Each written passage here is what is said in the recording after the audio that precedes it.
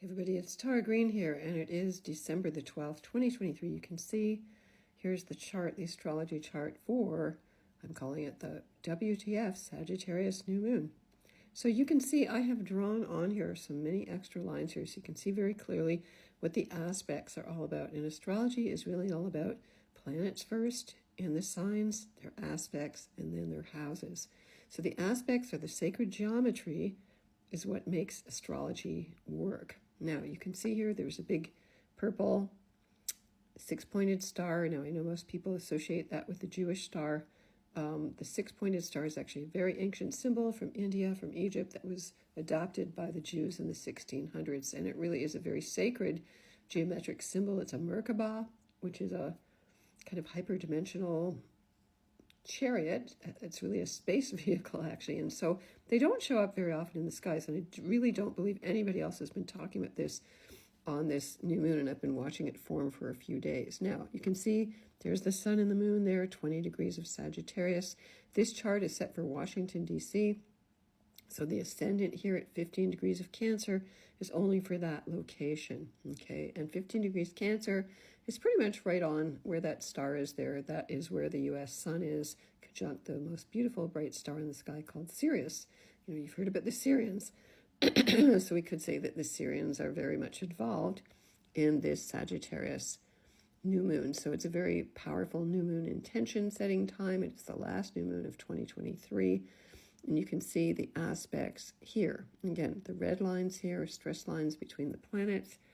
You know, the major thing about the sun and the moon at 20 degrees Sag is that they're squaring Neptune at 24 degrees of Pisces, right at the top of this chart. So you could be feeling very lost, confused, and very exhausted. You know, Saturn is also now up at 1 degree of Pisces. And so planets in Pisces, especially Saturn, which represents reality, tradition, physical, tangible things, in the most ephemeral sign is zapping our energy. Now, that's going to go on for the next 2 years, so we're all going to have to learn to adapt to kind of living in a kind of a Pisces reality. But it's a great time for dreaming and for setting up new intentions, what you want to carry into the new year. Mars is there at 13 degrees of Sagittarius on what's called the Great Attractor, which is a giant space cosmic anomaly. Astrologer Philip Sedgwick is the expert on these things. I've been using these galactic space things for years, so nobody really knows what it does, but it bends time so you can see up ahead. So this is a very good time to look ahead, to kind of peek behind the curtain. I will be doing some predictions about 2024, and then there's Ceres, the Great Mother, there at 7 degrees, also of Sag.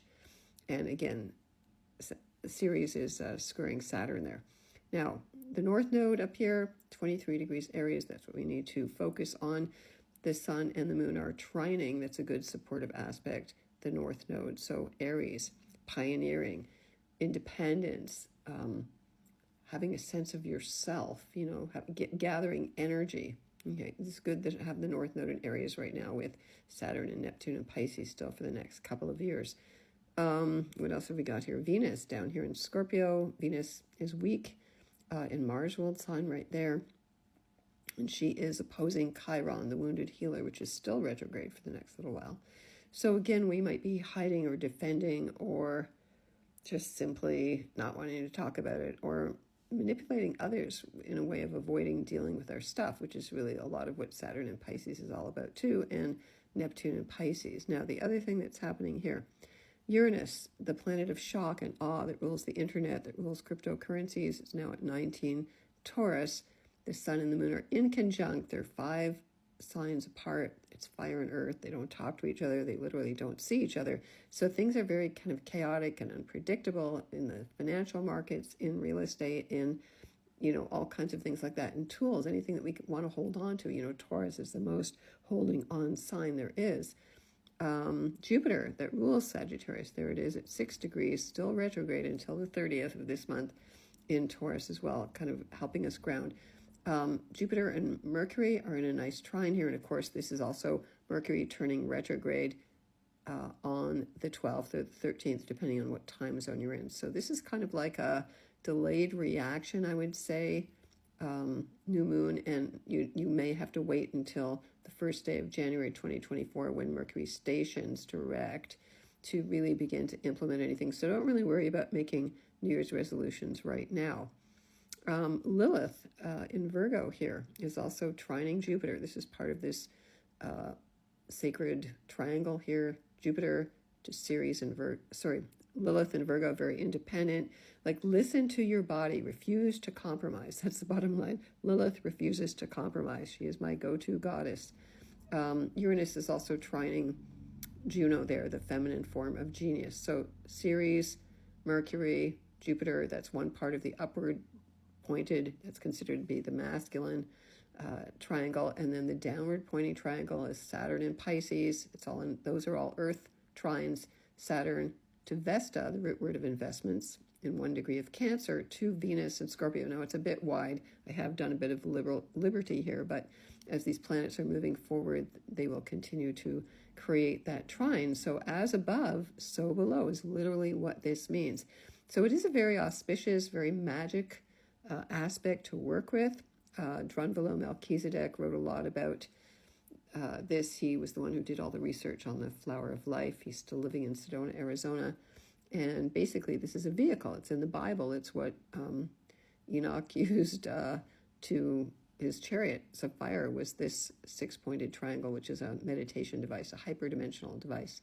So Pluto at 28 Capricorn, virtually at the 29th degree, the most intense. Pluto's going to leave Capricorn with a hell of a kick out, like destroying all the corporations again, as it did when it landed in 2008. Pluto's inconjunct Vesta again. I think the stock market went down quite a bit today. I usually do some crypto predictions. Again, this is not good for investments, especially things about home. The American dollar is definitely going down already because BRICS has been set up and it's been pegged off the oil. So what else have we got here? The Archangel Oriel is basically connected to Ceres, the great mother here. It's at 8 degrees, or it's called Antares, the rival of Mars, and Mars is very close to it there. The south node is connected to Spica, one of the biggest, brightest stars in the sky as well. And Saturn is conjunct the Archangel Gabriel at 4 degrees of Pisces. So for the next little while, like right into 2024, Saturn conjunct the Archangel Gabriel is really everybody's go-to angel. You know, Archangel Gabriel blew the trumpet to announce that Mary was pregnant, and he blows the trumpet on Judgment Day. Now, I'm not a born-again Christian or anything like that. It really is about releasing ourselves from judgment. I had a very powerful lucid dream that was all about that many years ago, which is going into my book, which is hopefully going to be published this year. And that's what Sagittarius is all about. So plan your travels. You know, Sagittarius loves to travel, higher education. That could definitely be, in the news, and actually these big change-ups in the news with that in conjunct to Uranus. So look at where you have the sun and the moon, 20 degrees of Sagittarius in your chart, or any planets around 20 degrees. Those are the ones that are being most affected to look into a new direction. Okay, like all dark moons. Now, you have 2.5 days to sit with this new moon. It's best to do a ceremony on the new moon while the moon is still in the same sign. So for the next, from the time of the new moon at 6:32 p.m.